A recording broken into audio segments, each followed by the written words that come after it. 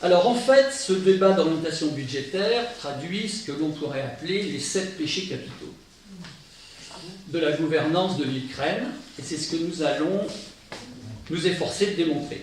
Alors, premier des péchés capitaux, bien évidemment, c'est la hausse arbitraire des impôts, effectuée en 2015 sans réel besoin financier, comme les chiffres l'ont montré, par rapport aux résultats de la vie. À un moment où la France croulait sous le matraquage social, l'Ukraine rejoignait la même galère, c'était vraiment mal choisi.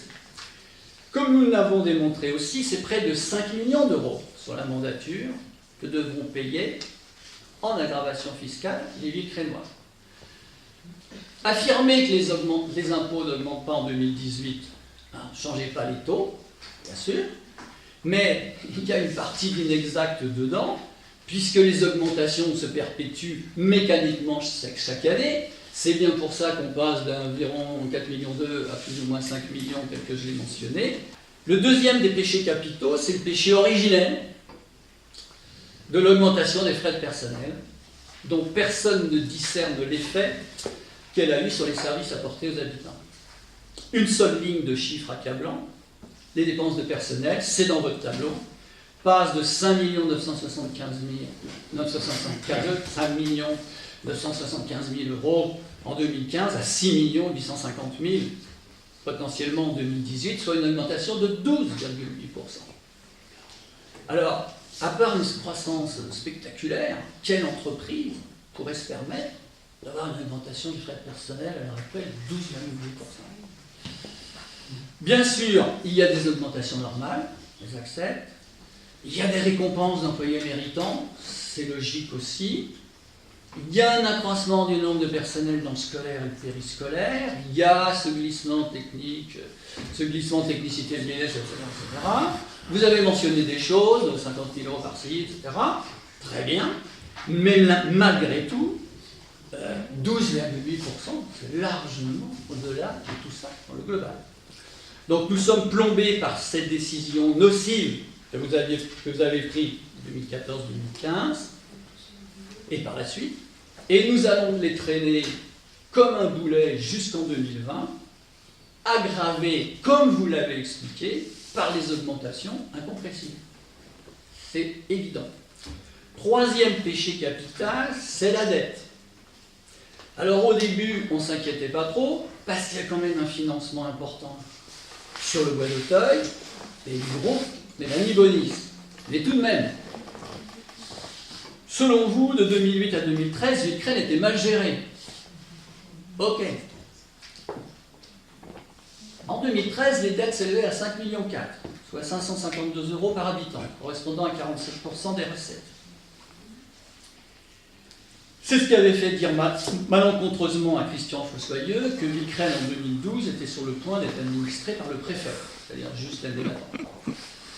En 2016, c'était 11,8 millions, soit 91,7% des recettes de fonctionnement, et la charge par habitant ayant au moins doublé.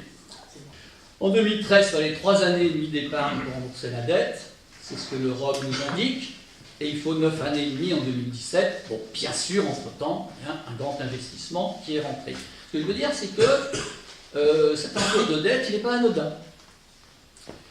Vous avez emprunté à contre-temps, dégageant des parcours de brut de la section de financement pour 5,3 millions, alors que vous n'en aviez besoin que de 20 à 40% maximum de cette somme. 2 autres ratios indiqués ne sont pas fameux dans votre document. Ce ratio d'autofinancement à 0,94, quand on dit 0,94 avec un seuil d'alerte à 1, moi je ne sais pas, mais si je compte, c'est pas loin de 1, 0,94. Et si on prend le ratio de rigidité structurelle à 0,61 avec un seuil d'alerte à 0,65, c'est pas très loin non plus. Donc c'est pas quelque chose qu'on peut passer comme ça, perte et profit, ouais, bon, c'est bien, pas de problème, c'est en dessous. Vous savez, tant qu'on est à 0,0001%, on est toujours en dessous. Et puis après, on est dedans. Quatrième péché capital, où est la prospective? Où sont les plans pluriannuels? Parce qu'un plan pluriannuel, c'est pas parce qu'on met des dépenses de voirie les mêmes d'une année sur l'autre, des dépenses de ci les mêmes d'une année sur l'autre, quand on voit le tableau, vous allez commenter à la fin, mais des plans pluriannuels, ça doit exprimer une vision de l'évolution de la ville qui fait partie quoi qu'il arrive, d'une grande métropole. Et sans ça, ça ne sert à rien, les champs pluriannuels. Enfin, ça sert beaucoup moins. Bon. Alors, les perspectives 2018, dans votre document, c'est super court, c'est 3 idées. L'augmentation des dépenses de fonctionnement par rapport au réalisé 2017 ne peut pas dépasser 5%. L'augmentation de la masse salariale ne peut pas dépasser 6%. Et il y a une recherche systématique de subventions pour toute dépense supérieure à 3 000 €, vous l'avez mentionné. Alors là, ce serait le bon moment pour le Conseil de rendre un hommage appuyé aux élus de l'Ukraine à venir. Qui depuis, donc vous avez anticipé sur ma demande d'applaudissement, mais vous pouvez y revenir, qui depuis 2015, réitéré en 2007 et en 2017, maintenant on lève le pied, ont insisté sur le manque de volontarisme pour obtenir des subventions. Et certaines subventions que vous aviez inscrites étaient en plus hors cadre. Le 5e péché capital, c'est la faiblesse de la politique d'investissement. Quand on prend votre tableau et qu'on essaye de le remettre en perspective avec le DOP 2017, sur le total sécurité, 2017, 2018, 2019, on arrive à 1 090 000. Comme on a les chiffres là que de 18 et 19, c'est 760 000. Donc ça vous fait un delta de 330 000. Est-ce qu'en sécurité, il y a eu un réalisé de 330 000 en 2017? Je garde de répondre, mais j'ai une petite idée. En plus, vous rentrez en 2018 de l'ADAP, l'handicapé, qui, sauf erreur, était avant en service à la population, et vous le basculez en sécurité. Sans doute pour gonfler ce chiffre. Est-ce une ficelle? Question. Pour la voirie, si on prend les 3 chiffres 2017, dans le DOT 2017, 2017, 2018, 2019, on a 2 millions d'euros. Là, sur votre DOT 2018, vous indiquez pour 2018 et 2019, 870 000 €. Donc, bien sûr, il y aura 2 rues que vous avez mentionnées, GPSEA, Bois d'Auteuil, Bois Pridieu, qui vont être faites, mais il y a quand même 1 130 000 € de différence, et c'est pas avec ce que vous avez réalisé en 2017 que vous allez les combler. Donc là encore, on prend une grande claque.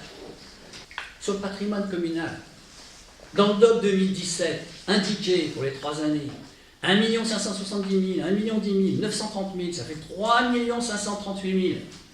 Si je prends ce qui est marqué dans le DOT 2018, vous avez 790 et 690, c'est 1 480 000. Vous avez 2 millions d'euros de différence juste sur l'année 2017. Évidemment qu'on est là dans le trou. Bon. Service à la population, c'est en augmentation. Mais, évidemment, on comprend, vous l'avez expliqué, qu'il y a la question des écoles, du périscolaire, et donc c'est logique. Il y a une augmentation. Alors, de ces chiffres, on peut en tirer une conclusion provisoire.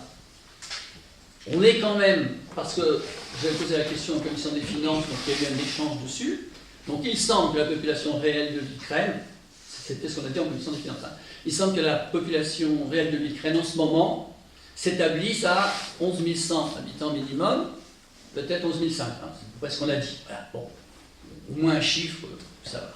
Donc on a une ville de 11 100, 11 500 habitants, qui va évidemment continuer à croître, puisque d'autres programmes sont en cours, voire encore d'autres après.